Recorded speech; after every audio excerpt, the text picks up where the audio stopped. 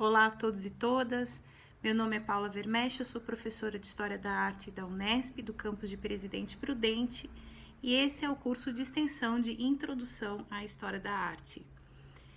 É uma iniciativa que nós fizemos para a divulgação da disciplina de História da Arte durante a quarentena. Espero que todos estejam bem, estamos unidos na luta contra a propagação do coronavírus.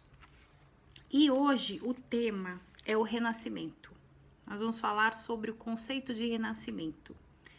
E é muito interessante esse conceito porque quem deu o nome do Renascimento para o Renascimento foi um renascentista. Diferente de outros períodos artísticos ou outros termos históricos, que as épocas posteriores é que nomeiam, que dão o nome, foi um dos renascentistas que deu o nome de Renascimento ao Renascimento. E quem era ele? Giorgio Vasari. Giorgio Vasari era pintor e arquiteto. Ele vinha de Arezzo, que é uma cidade do lado de Florença. Ele fez uma carreira bastante exitosa. Coisas, por exemplo, que ele fez, a Galeria dos Ofícios, o principal museu de Florença, foi ele que construiu. Decorou com afresco a cúpula de Santa Maria da Flor, que é a catedral da cidade. E o Vasari nos conta que um cardeal, num jantar com autoridades, lhe deu a ideia de escrever as biografias dos artistas da Itália. A gente não sabe se isso é verdade ou não, mas percebam que o Vasari, ele coloca na conta de uma alta autoridade eclesiástica a ideia das vidas. Em 1550, ele publica, então, as vidas dos mais excelentes pintores, escultores e arquitetos, em que ele nos conta das biografias dos artistas da Itália desde aproximadamente de 1260. O primeiro é Cimabue, que foi o mestre de Ambrogio de Bondone. E ele vai até os dias em que ele escreve. Então, quando o artista está vivo, é descrição da vida do artista. Quando o artista está morto, é a vida do artista. Em 1568, o Vasari publica uma edição revista e ampliada das vidas. As vidas do Vasari, as duas edições, estão disponíveis na internet, em italiano, no site da Escola Superior de Pisa e da Fundação Memofonte, que é uma fundação que foi feita pela professora Paula Barocchi, que foi uma grande especialista dos escritos de arte do Renascimento. Aqui no Brasil, nós temos traduções de vidas em separado, pela editora da Unicamp, algumas teses, e a tradução da edição de 1550, feita pela Ivone de Benedetti, para a Martins Fontes. Existe uma diferença muito grande entre a primeira e a segunda edição das vidas. Várias coisas aconteceram entre as edições. Uma das coisas mais importantes foi a morte de Michelangelo Buonarroti, em 1564. Então, qual que é o esquema das vidas?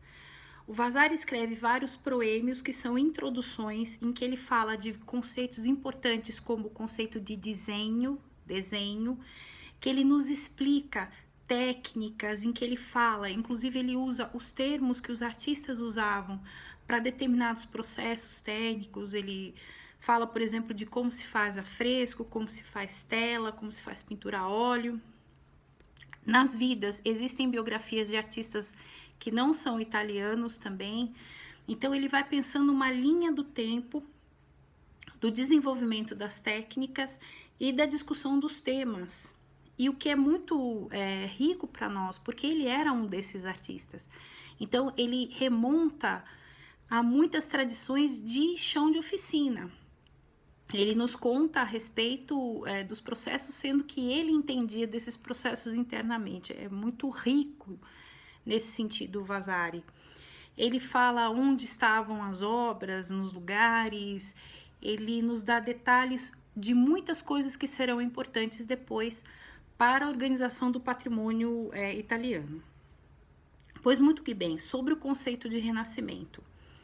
O Vasari nos fala que a partir de mais ou menos 1260, os artistas da Península Itálica, a atual Itália, vão conseguir fazer ressurgir a escultura antiga, que vão conseguir fazer renascer a arte greco-romana.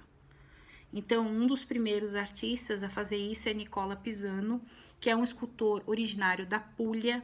Ele foi ativo em Pisa. Em 1265, ele faz o púlpito do batistério da cidade, e nesse púlpito o Nicola já modela as figuras como os gregos e os romanos modelavam. Isso é uma coisa muito importante, porque são conquistas que vão fazendo com que as gerações seguintes dos artistas nas cidades da Península Itálica vão fazendo ressurgir, renascer a arte antiga. É um processo teleológico, ou seja, ele tem um sentido, ele tem uma direção e ele caminha para um ápice, qual seja o artista que superou os antigos. Então, além de fazer ressurgir a arte antiga, os artistas renascentistas italianos superaram a antiguidade. Nós, diz Vasari, nós não somos os antigos. Existe uma ruptura definitiva entre a antiguidade e os dias que o Vasari escreve. Nós somos cristãos, mas um de nós conseguiu superar os antigos, que é Michelangelo Buonarroti. Nós sabemos que a vida de Michelangelo é absolutamente espetacular. A primeira obra dele, ele começa a carreira dele fazendo Davi. Com 24 anos ele faz a Pietà, que está na Basílica de São Pedro, a Pietà Vaticana, a Sistina, Moisés, enfim, os desenhos, né? A gente vai voltar a Michelangelo porque ele é uma das figuras centrais da tradição da arte. Mas o que é interessante da gente pensar é que os renascentistas, diz Vasari, nós renascentistas, nós fizemos ressurgir a arte antiga e nós a superamos. É com bastante orgulho que o Vasari fala isso. E é muito bonito ler as vidas por conta disso. E tem histórias muito engraçadas, muito curiosas, fofocas, tem coisas que o Vasari erra, enfim, porque ele não tinha como confirmar, coisas que ele não viu, coisas que ele tem uma certa má vontade, tem uns artistas que ele tem uma certa má vontade, e tem muito do relato do próprio Michelangelo com quem Vasari conviveu. Eu recomendo a leitura do Vasari, mas principalmente para a gente pensar o quão maravilhoso e espetacular foram esses artistas, o quanto eles superaram os limites da própria condição social. Eles eram vistos como meros artesãos, enfim, e eles conseguiram ser muito mais do que isso e a gente admira eles até hoje. Espero que vocês estejam gostando do curso. Até os próximos vídeos.